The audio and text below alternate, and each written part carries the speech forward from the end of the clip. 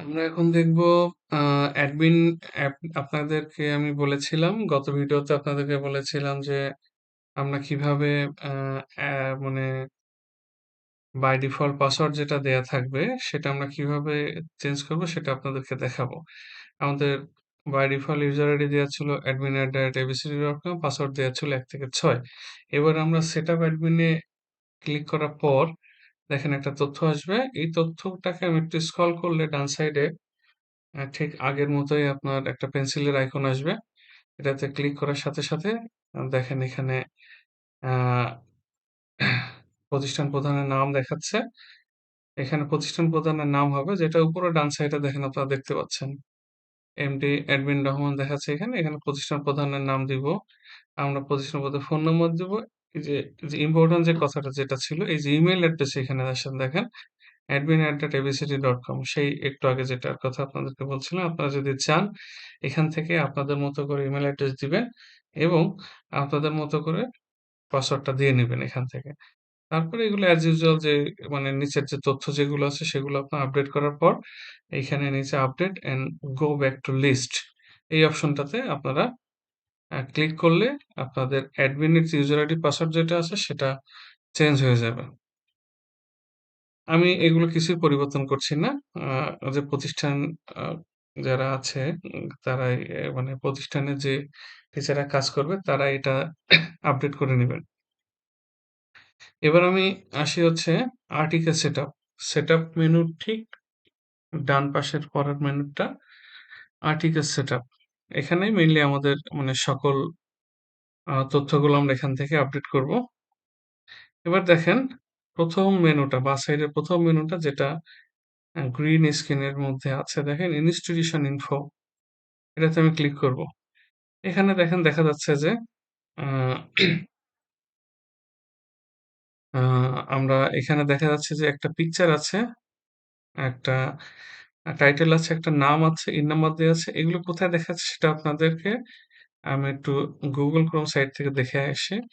এই যে দেখেন এই যে এখানে প্রতিষ্ঠানের নাম যেটা দেখতে পাচ্ছেন এবং তার বাঁ সাইডে যে লোগোটা দেখতে পাচ্ছেন, এটাই হচ্ছে আমরা ভিতর থেকে দেখতে পাচ্ছি এবং দেখেন উপরে টাইটেলে একটা ওয়েবসাইটের উপরে যে টাইটেল থাকে, টাইটেলে লেখা ইনস্টিটিউশন ইনফরমেশন।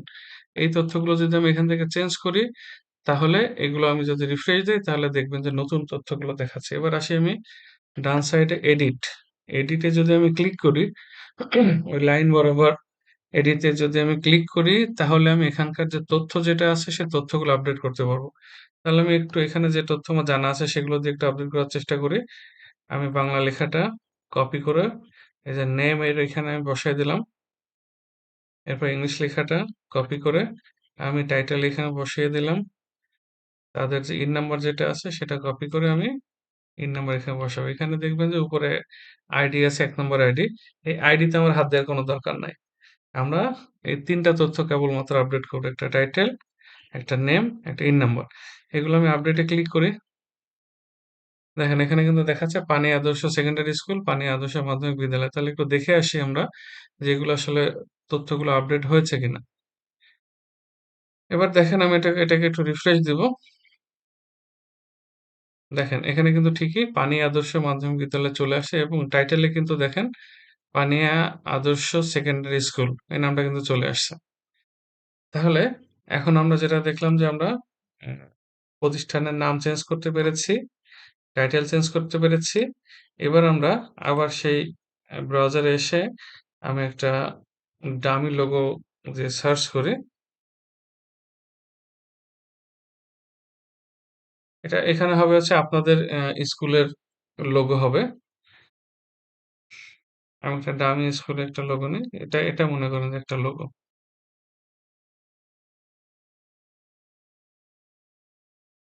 বা এটাকে যদি মনে করা হয়,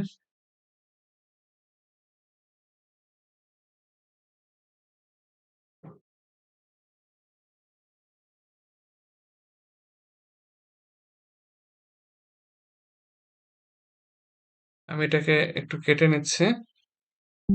এটাকে আমি এখন হচ্ছে লোগোটাকে সুন্দরভাবে তৈরি করে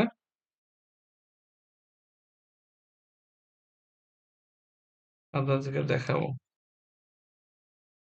আমার এখানে একটা সফটওয়্যার আছে আপনার ম্যাক্রোমিডিয়া ফায়ারফক্স MX 2004। এটা ফটোশপের অল্টারনেট হিসেবে আমি ইউজ করি। এটা অনেক লাইট লাইট একটা সফটওয়্যার, যার কারণে এটা আমার বেশ পছন্দের। এখন এই লোগোটাকে আমি আমার মতো করে একটু গুছিয়ে নেই।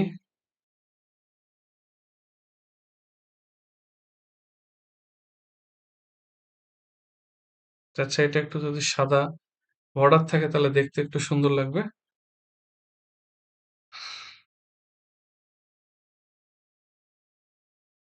জেপিজি ফরম্যাটটা করে নেই। জেপিজি জেপিজি নিলে অটোমেটিক ব্যাকগ্রাউন্ডে আমার একটা সাদা চলে আসবে। লোগো, আমরা লোগো নামে লোগো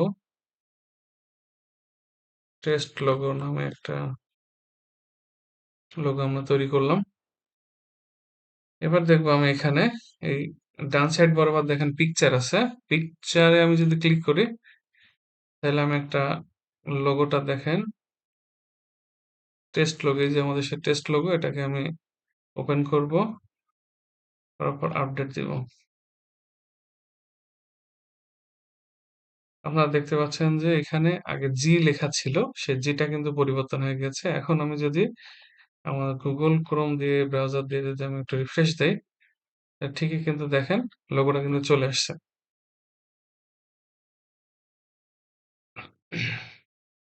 এবার আমরা আসবো দেখেন, তাহলে আমরা একটু সাইডে মেন সাইডে যাই। মেন সাইডে দেখেন উপরে বাঁ সাইড একদম আছে সুবর্ণ জয়ন্তী ও বঙ্গবন্ধু কর্নার। এই অপশনটা আমরা আগে একটু দেখে আসি, এটা কিভাবে কাজ করে সেটা একটু আমরা দেখে আসি। দেখেন আমাদের মেন ওয়েবসাইট মানে অ্যাডমিনের মধ্যে আর্টিকেল সেটআপের পরে বঙ্গবন্ধু কর্নার নামে একটা টপ মেনু আছে। টপ মেনুতে আমি ক্লিক করলে বাঁ সাইডে দেখেন তিনটা সরি, বাঁ সাইডে তিনটা মেনু দেখাবে। একটা হচ্ছে আদেশ, নোটিশ, কার্যক্রম। একটা আছে ছবি গ্যালারি, একটা আছে ভিডিও গ্যালারি। আদেশ, নোটিশ, কার্যক্রমটাতে আমি ক্লিক করি। করার পরে দেখেন এখানে সুবর্ণ জয়ন্তী এবং বঙ্গবন্ধু কর্নারে আমি যেটা করব যে বঙ্গবন্ধু রিলেটেড যদি কোনো নোটিশ, আদেশ বা কোনো কার্যক্রম যদি আপনাদের থেকে থাকে, তাহলে আমরা কেবলমাত্র এখানে এসে সেই নোটিশ বা সেই আদেশ বা সেই কার্যক্রমটা আমরা এখান থেকে আপলোড করব। সেটা কিভাবে করব আমরা একটু দেখে আসি। এখানে আমি ডান সাইডে নতুনে আমি ক্লিক করব। নতুনে ক্লিক করার পরে আমি দেখেন এখানে একটা শিরোনাম আসবে, শিরোনাম অপশন আসবে। শিরোনামে এখানে আমি যে নতুন যে আমাদের যে আদেশ বা নোটিশ বা কার্যক্রম যেটা থাকবে সেটা এখানে লিখব। তারপরে এখানে আমি সর্বোপরি চেষ্টা করব অলওয়েজ হচ্ছে আহ, একটা পিডিএফ ফাইল দেওয়ার জন্য। তাহলে পিডিএফ ফাইলটা দিলে ভিউটা ভালো আসবে। পিডিএফ ফাইল অথবা আপনি ছবিও দিতে পারেন, কিন্তু কোন এক্সেল ফাইল বা কোনো ওয়ার্ড ফাইল এগুলো না দেওয়াই ভালো। কারণ ওয়ার্ড ফাইল, এক্সেল ফাইল দিলে তথ্য আপডেট করে মানে নিতে পারবে। এমনিও যে মানে পিডিএফ ফাইল থেকে যদি কোনো কিছু নেওয়া যাবে না এমন কোনো কথা নেই, সেখান থেকেও নিতে পারে। তারপরেও আমরা পিডিএফ ফাইলটা মানে সবসময় দেওয়ার চেষ্টা করব। তো শিরোনামে আমি আমি এখানে একটা টেস্ট টেস্ট একটা করি আর কি, টেস্ট একটা নোটিশ এখানে দিলাম।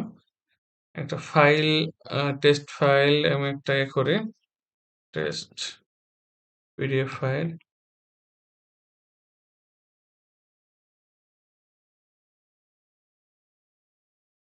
এটাকে আমি ডেস্কটপে রাখি টেস্ট নামে। এবার দেখেন আমি এখানে আমার ব্রাউজারে এসে আমার ফাইলটা কোথায় আছে, আমি ডেস্কটপে সেভ করেছিলাম আমার মনে আছে। আমি টেস্ট ডট পিডিএফ দেখেন এসে সেই টেস্ট ফাইলটা ওপেন করলাম। ওপেন করে এই বিস্তারিত এখানে আমি জাস্ট আমার যদি ফাইল না থাকে সেক্ষেত্রে বিস্তারিতর মধ্যে আমি আহ ২-৪ লাইন বা ১০ লাইন আমি লিখে দিব। আর আর যদি আমার আদেশ বা নোটিশ বা কার্যক্রমের কোনো যদি ফাইল থেকে থাকে তাহলে এখানে শুধু লিখে দিব যে হচ্ছে ফাইলটি ডাউনলোড করুন। আমি আপনাদেরকে একটু দেখাই, দেখেন এখানে জাস্ট শুধুমাত্র আপনি লিখে দিলেন ফাইলটি ডাউনলোড করুন।